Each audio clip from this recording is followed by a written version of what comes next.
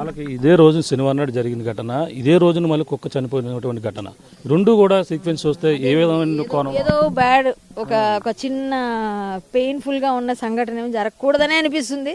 But doubt అయితే వస్తుంది, అందుకని రాకూడదు, అమ్మాయి తిరిగి రావాలని నేను కోరుకుంటున్నాను, మనస్ఫూర్తిగా దేవుడిని కోరుకుంటున్నాను. ఈ అమావాస్య ముందు కూడా ఇలాంటి సంఘటనలు జరుగుతాయి, చాలాసార్లు అలా జరుగుతుంటాయి, మీకు తెలిసే ఉంటుంది. ప్రతి దగ్గర ఎక్కడో దగ్గర అదృశ్యం అది ఇది అంటుంటారు. మేబీ ఎవరైనా అలా ప్లాన్లు చేసిన వాళ్ళు, ఎవడో అమ్ముకునేవాడు తీసుకెళ్ళేవాడు అట్లా ఏమైనా జరిగి ఉంటే మనం ఏం చేయలేము. కానీ ఇంత దగ్గరలో అయితే లేదు, ఉంటే ఈ పాటికి దొరికేసేది ఇంతమంది పోలీసులు ఉన్నప్పుడు.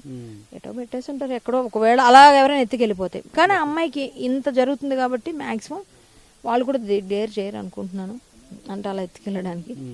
ఏమన్నా కావచ్చండి, మనం ప్రిడిక్ట్ చేయలేము. చూసారంటే ఇక్కడ అడవి జంతువులు కానీ ఏమన్నా జరిగి ఉండొచ్చు అన్నారు. అడవి జంతువులు రేవు అంటున్నారు, వాళ్ళు రాలేదంటున్నారు, 20 సంవత్సరాలుగా ఉన్నారంటున్నారు. అడవి జంతువులు అయితే నాకేం కనిపించట్లేదు, అంటే వచ్చే ఉందో లేదో మనకు తెలియదు. మనం ఉన్నంతలో భయంకరంగా ఈ చెట్లు పెద్దగా ఉంటాయి కాబట్టి కనిపిస్తుంది. కానీ నాకు తెలిసి అడవి జంతువులు వస్తే దానికే నానవాళ్ళు వస్తాయి కదండి, ఏం లేవు కాబట్టి మరి ఏం జరిగిందో.